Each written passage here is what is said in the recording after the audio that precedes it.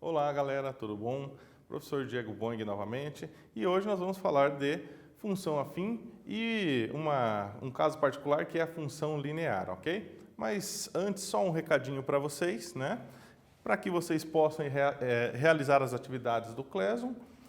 Caso tenha dúvidas, entre em contato com o seu professor e, se for o caso, também entre em contato com a escola, né? Para verificar aí se há algum material disponível, beleza?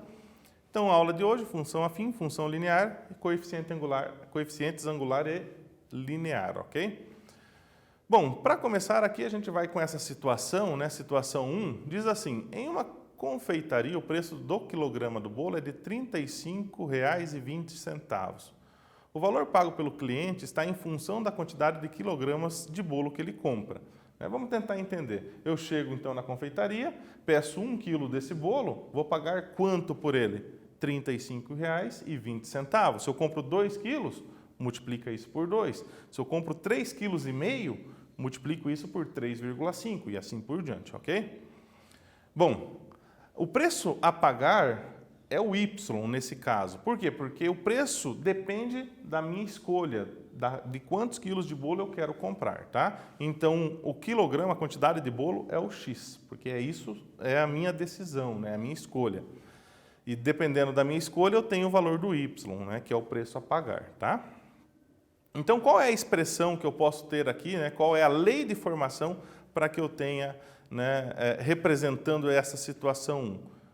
Tá aí, 35,20 vezes X. O X representa a quantidade em quilogramas que você compra desse bolo, né? Substitui aqui essa quantidade escolhida por você, multiplica por 35,20 e você vai ter o seu valor final a pagar por essa quantidade de bolo. Beleza? Bom, aqui nessa mesma situação, a gente vai olhar a tabela, né? Uma tabelinha aqui com alguns valores. Se eu não compro nada de bolo, é claro que eu não pago nada por isso. Se eu compro 2 quilos desse bolo, eu vou pagar R$ 70,40.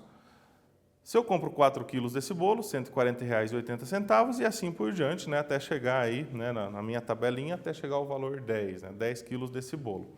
Isso é uma forma de representar a minha função afim, como a gente já tinha visto anteriormente, né? Que podemos representar uma função através de tabela, diagrama, par ordenado. Então, aqui está a tabela, né, que representa esse probleminha, a função desse probleminha, que é uma função afim. A gente já vai ver com mais detalhes o que é a função afim. Outra forma da gente representar a função, qualquer que seja a função, é através de gráfico, ok? Então, aqui eu tenho o gráfico dessa função. Esse gráfico aqui é essa linha reta que nós temos no plano cartesiano. Você deve lembrar o que é o plano cartesiano. O eixo X, o eixo Y, né? E, nesse caso, a minha função está sendo representada por essa reta que está aqui, tá? Então, perceba que se eu compro uma quantidade zero de bolo, né? Ou seja, se eu não compro o bolo, eu não pago nada, certo? Então, aqui eu tenho o ponto par ordenado 0, 0. Lembrando que o primeiro elemento é x, o segundo é y. Está aqui, ó, na origem, né? Para 2 quilos de bolo que eu compre, eu tenho que pagar R$ 70,40. Ou seja, do 2 que está aqui no meu eixo x, né, ele vai subir até chegar no 70,4, ok? Que é os R$ 70,40. E eu tenho esse ponto representando a minha função para 2 quilos de bolo. No caso, para 4 quilos de bolo, o que acontece? Eu vou pagar aqui o equivalente a R$ 140,80. Para 6 quilos de bolo, eu vou pagar R$ 211,20 e assim por diante. Me dão esses pontos destacados no gráfico, eu traço uma linha sobre eles e esse é o gráfico da minha função. Ok? Então, aqui, nesse caso, a gente está vendo uma nova forma de representar a função. Além daquelas vistas anteriores, agora nós também contamos aí com o gráfico, ok? Bom, o que é a função afim, né? Nessa situação, a gente percebeu que a lei de formação é y igual a 35,20 vezes x, né? E é uma função do tipo ax mais b, né? Onde a e b são números reais. Quando tem essa característica, y igual a ax mais b, né? Então, o nome que essa função recebe é função afim, tá certo? Toda função que se encaixa nessa forma é chamada de função afim, beleza?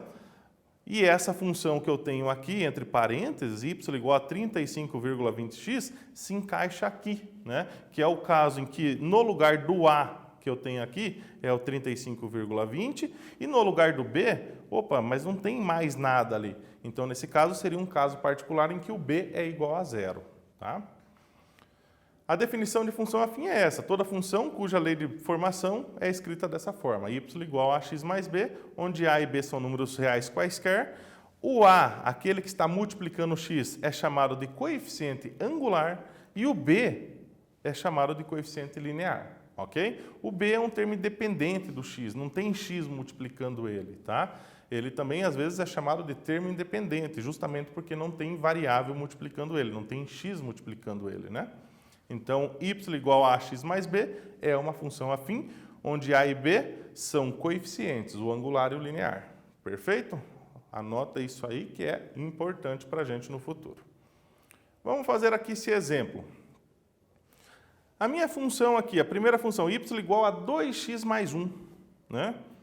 Quem é o meu coeficiente angular? Ou seja, qual desses valores que estão aqui, 2 e 1, vai ser o meu coeficiente angular, o a da minha função, né? Está aqui, ó. É aquele que multiplica o x. Aquele que multiplica o x é o coeficiente angular, é o a da minha função, tá? E esse que está somando essa parcela com o x, né? Esse aqui que não tem x multiplicando ele é independente do x, ele vai ser o meu termo b, né? O coeficiente linear. Então, o 2 é o a, o 1 é o b. Olha na segunda. Quem que está multiplicando o x? Raiz quadrada de 3. Então, raiz quadrada de 3 é o a. Aquele que multiplica o x sempre é o a, sempre é o coeficiente angular. No caso aqui, o b é menos 7, porque aqui na minha função ele está independente do x, não tem x multiplicando ele. Ok? Então, o b menos 7. Tem que tomar cuidado com o sinal, né? Esse 7 aqui está negativo, então o b leva o sinal do 7 também.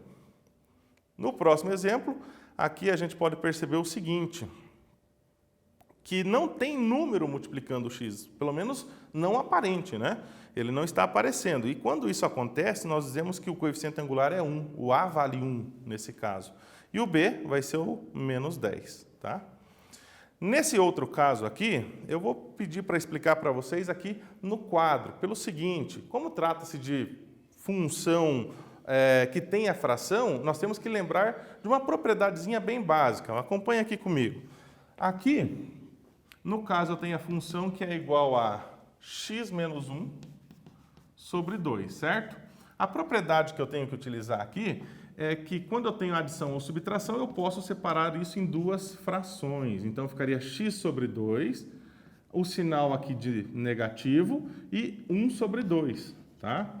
Então, essa propriedadezinha é essa daqui, ó. A mais B, né, ou menos, tanto faz, divididos por 1C, isso é A sobre C mais B sobre C. Eu posso separar em duas frações. É isso que eu estou fazendo aqui. E aqui fica fácil de eu enxergar quem é o meu coeficiente angular e o linear. Por quê? Porque o número que está multiplicando o x aqui é 1. Então, o meu coeficiente angular não é somente esse 1, ele é também o 2 aqui no denominador, ou seja, o meu A, nesse caso, é 1 sobre 2. E o B é menos 1 sobre 2 que está aqui. Olha lá no material. No material, a gente tem o quê? Opa, o A vale 1 sobre 2 e o B vale menos 1 sobre 2. Ok? Beleza? Fácil, né? Só lembrando ali, então, um pouquinho da propriedadezinha de frações, que a gente consegue resolver facilmente esse problema. E aí vem o primeiro probleminha para que vocês façam, né? Para cada lei de formação da função, né? Identifique o A e o B. Ou seja, aqui você vai ter que fazer o mesmo que eu acabei de fazer no exemplo anterior. Você vai destacar quem é o coeficiente angular, ou seja, quem é o A, quem é o coeficiente linear, ou seja, quem é o B.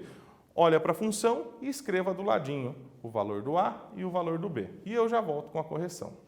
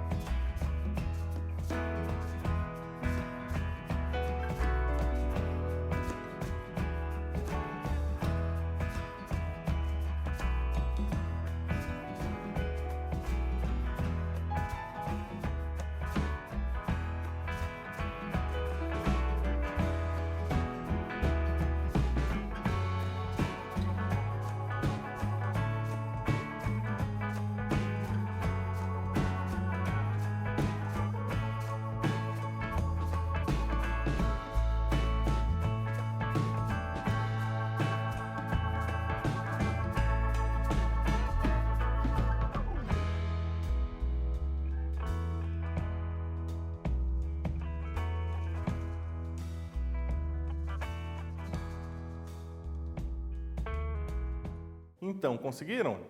Vamos ver aqui a correção. Se eu quero destacar qual é o coeficiente angular aqui nessa primeira função, basta eu verificar quem está multiplicando x, qual número está multiplicando x. E nesse caso é o 5, então ele é o a, ele é o coeficiente angular. Qual é o coeficiente linear? É aquele somando ou subtraindo lá, ok? Beleza? Então aqui, a solução da letra A, o A vale 5 e o B vale 2. O A é o meu coeficiente angular e o B é o meu coeficiente linear. Faço a mesma coisa para os demais. No item B, qual é o valor do A? Bom, não tem número nenhum multiplicando x. E eu já disse que quando não tem número nenhum, a gente vai colocar o 1, né? Na verdade, não é que não tem, tem, mas ele não precisa aparecer. É o 1. Como tem o sinalzinho de menos, o A vale menos 1. O que não tem é número somando, então a gente coloca lá que o B vale 0, ok? No item C, dá uma olhadinha no item C, 90x menos 2, o 90 está multiplicando o x, então 90 é o coeficiente angular, o menos 2 é o coeficiente linear. No item D, olha só, probleminha do item D, de novo uma fração aqui, né? Então o A do item D, aqui eu tenho o coeficiente angular, o número que está multiplicando o x, nesse caso não aparece nada, é 1. Mas não podemos esquecer do 2 aqui embaixo e o sinal negativo. Então, o A vai ser menos 1 sobre 2. Tá? Não esqueça que quando não há número, assim como no item B, né, quando não há números multiplicando o x, é que na verdade tem, só não precisa aparecer e esse número é 1. Ok? E nesse caso também o B é 0. Né? Perceba que o B é 0. Por que o B é 0? Porque não tem número somando ou subtraindo. E no item E, assim como no exemplo, eu tenho fração, né? Uma soma no numerador da fração. Então, a gente pode separar isso em duas frações. E aí, eu olho aqui o coeficiente do x, ou seja, quem está multiplicando o x é 3. Então, o resultado é 3/5 do coeficiente A, né? O coeficiente angular é 3/5. O A, opa, aqui ficou... Não, esse daqui não é o resultado. Não, esse aqui, né? Tá cá. Me perdi aqui. Continuando. O A é 3/5. O B é menos 4/5, beleza?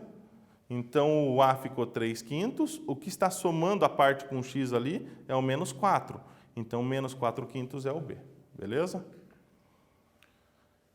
O exercício número 2, identifique as funções afins. Lembre-se, então, o que é uma função afim? É uma função cuja característica tem essa cara, né? Y igual a x mais b. Tendo essa cara aqui, é função afim. Olha para cá, então, né, até o item G e diga para mim qual ou quais são funções afins. Né? Analisa lá, compara cada uma dessas com isso e aí você vai dizer qual é a função afim e qual não é. Tá? Já voltamos com a correção.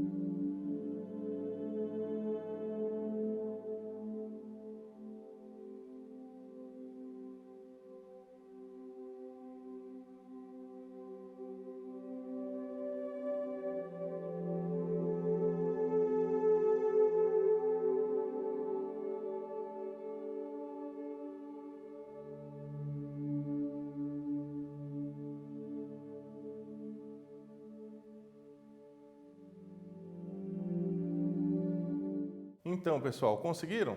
Essa é bem simples, né? Basta fazer a comparação. Veja só, no item A é função afim, né? Por quê? Porque aqui eu tenho y igual a x menos 5 e aqui é y igual a x mais b. No caso, eu tenho o meu x, que está aqui, um número multiplicando ele, quando não aparece, é 1, seria o A, e o que está somando ou subtraindo, nesse caso, né?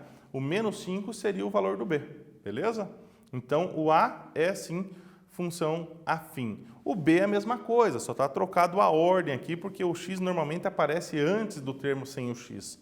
Aqui apareceu o termo sem o x antes, mas uma questão de ordem, não tem problema, é também função afim.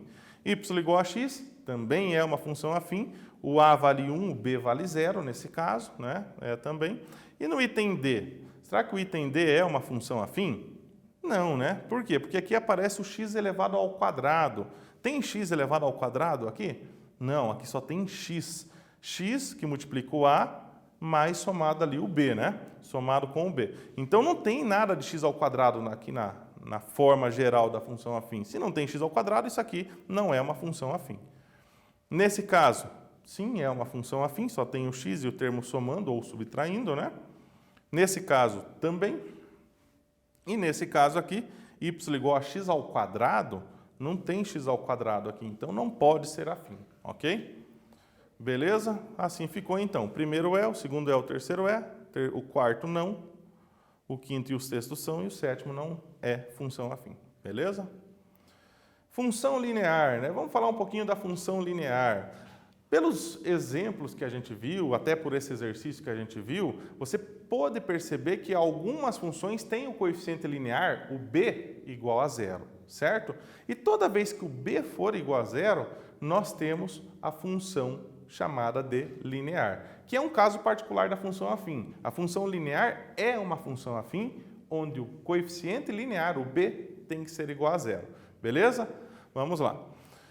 Veja então que o a é o coeficiente angular, precisa necessariamente ser diferente de 0, e o b, que é o coeficiente linear, para esse caso, é igual a 0. Precisa ser igual a 0, ok? Dá uma olhadinha aqui nesse exemplo. A tabela abaixo relaciona o tempo t em minutos que uma torneira fica aberta e o volume V em litros de água despejada na banheira, ok? Então, imagine que tem uma torneira aberta, né? E essa torneira vai jorrando água, e o quanto ela joga água depende do tempo que ela fica aberta, tá certo? Então, aqui nós temos um exemplo bem simples de uma função, né? E nesse caso vai ser uma função afim, não só afim como linear. Já vamos ver o porquê.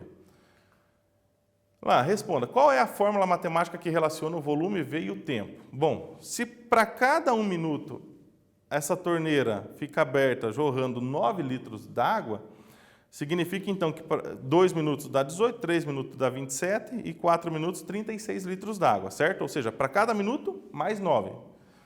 Então, como está sempre 9 litros a cada minuto, então eu posso fazer a lei de formação, posso realizar a lei de formação da seguinte forma, que o V é 9 vezes o tempo que ela fica aberta. 1 minuto, 9 litros d'água. 2 minutos, 18 litros d'água. Ou seja, é 2 vezes 9. Sempre está aumentando 9 a cada minuto que passa, né?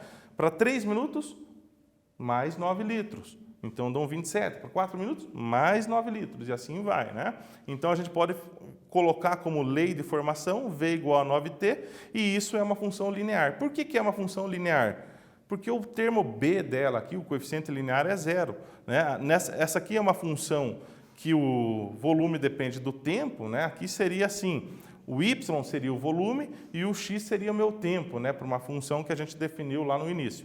Bom, essa daqui, então, é uma função que o a, o coeficiente angular, é 9 e o b, o coeficiente linear, é 0. Vamos pensar mais um pouquinho. Se você lembrar daquele exemplo anterior que a gente fez, que falava dos livros, né? Que era R$70 por livro. Se você não assistiu essa aula, tente buscar essa aula lá do probleminha que se tratava dos livros. E lá dizia, né, que cada livro custa R$70. Então, no caso daquele exemplo, também o B seria 0. Por quê? Porque se eu se eu não comprar livro nenhum, eu não pago nada, é 0. Aqui nós já vimos também o exemplo anterior, né, que se você não compra nada, você não paga nada pelo produto, certo? Então, toda vez que isso acontece, toda vez que o problema para um valor importante, que é o valor zero, né? Ou seja, eu não quero comprar nada, ou o tempo não passou, né? Isso daí tem como resultado também zero, é uma função linear, tá? Nesse caso aqui, se a torneira não abre, ela não vai passar aqui um tempo aberto. O tempo dela aberto vai ser zero. 9 vezes zero dá zero. Então, é isso que significa quando, né, a gente analisa o tempo zero, ou x igual a zero. Quando a gente analisa a função para a variável zero, se deu zero, é função linear. Qual é a quantidade de água contida no interior da banheira no tempo de 7 minutos e 12 segundos? A gente fez um probleminha também, numa das aulas, que a gente teve que transformar lá o problema de horas e minutos somente para horas. Aqui também, ó, 7 minutos e 12 segundos, nós precisamos ter aqui o seguinte, transformar isso tudo para minutos, né? O que é 12 segundos em minutos? 7 minutos está ok. O que está aqui dando problema são os 12 segundos. Como é que eu faço para transformar esses 12 segundos em 7 minutos, né? Ou em minutos, no caso, né? Para juntar com 7 minutos? Bom, 12 segundos você divide por 60. Se você dividir 12 segundos por 60, o resultado vai ser minutos. Então, vai ficar 0,2. Tá? Divida 12 por 60, o resultado é 0,2. Somado com o 7 que já tem, então eu tenho 7,2 minutos. E é esse o resultado que a gente tem que utilizar, ok? Eu não posso utilizar num problema como esse algo que tenha duas unidades de medidas diferentes. Tem que ser sempre a mesma unidade de medida, ok? Lembrando que a lei de formação desse problema, né, do slide anterior aqui, é 9t. Então, no lugar desse t, eu vou trocar aí, né, o 7,2. Trocando por 7,2... 9 vezes 7,2 dão 64,8 litros. Então, se essa torneira fica aberta por 7 minutos e 12 segundos, ela vai jorrar 64,2 litros de água. Ok? Beleza?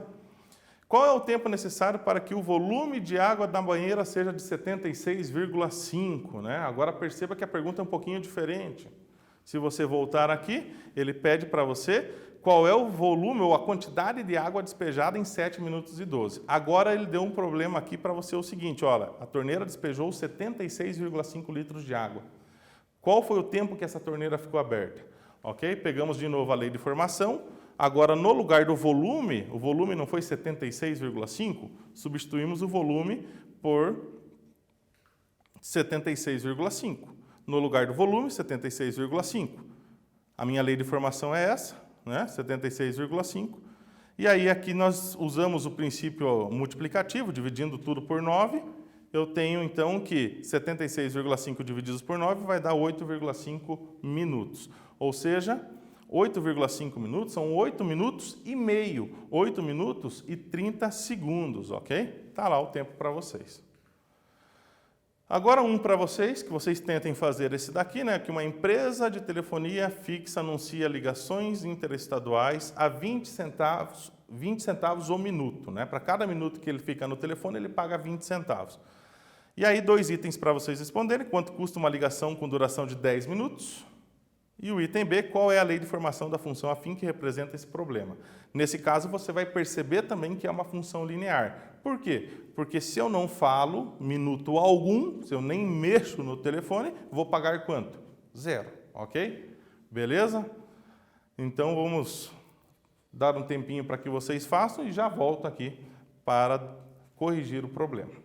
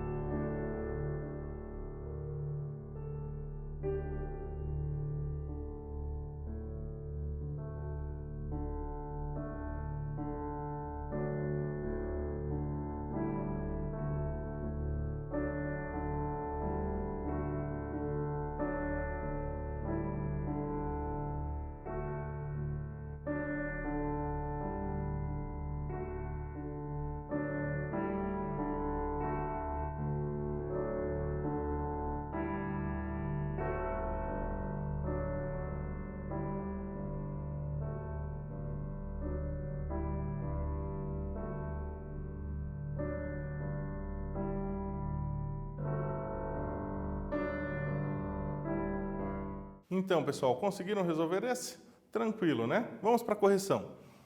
Bom, no item A, ele está perguntando quanto custa a ligação durante 10 minutos. Bem simples, se cada minuto 20 centavos, então você multiplica 10 por 20 centavos, vão dar aí um total de R$2, né, de custo nessa ligação de 10 minutos. Item B, qual é a lei de formação da função afim que representa, ou afim representada por esse problema? Perceba que para cada minuto você tem 20 centavos, né, de custo.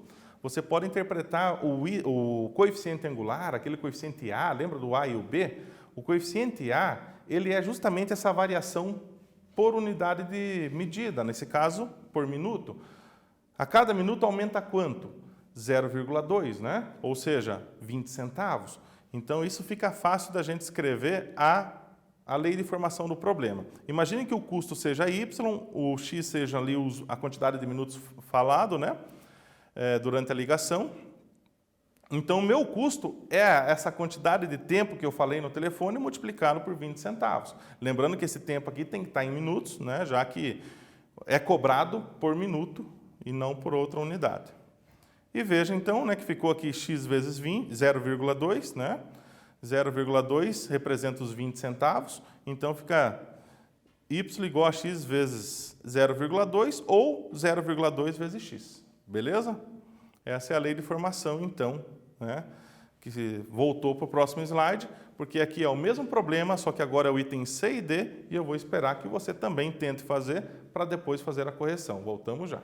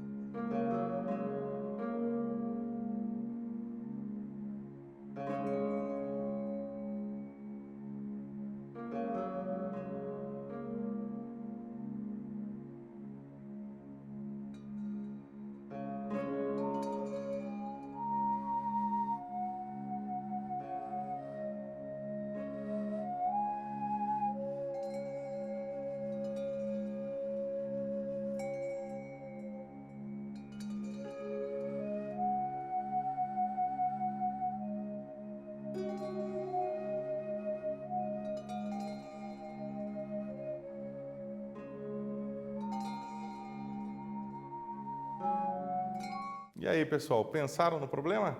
Simples, né? Veja, se eu quero saber quanto custa uma ligação durante meia hora, olha só, nós temos a lei de formação. O X representa esse tempo, meia hora. Só que você tem que lembrar que o X está em minutos. Meia hora para a gente, o quanto é em minutos? Meia hora, 30 minutos, né?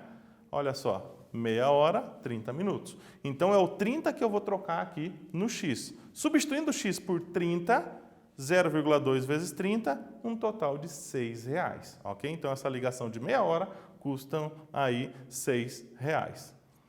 Item D. Se determinada ligação custou R$14, qual foi sua duração? Opa, agora eu já tenho o custo, né? Lembre-se que na minha lei de formação, o custo é o Y, tá?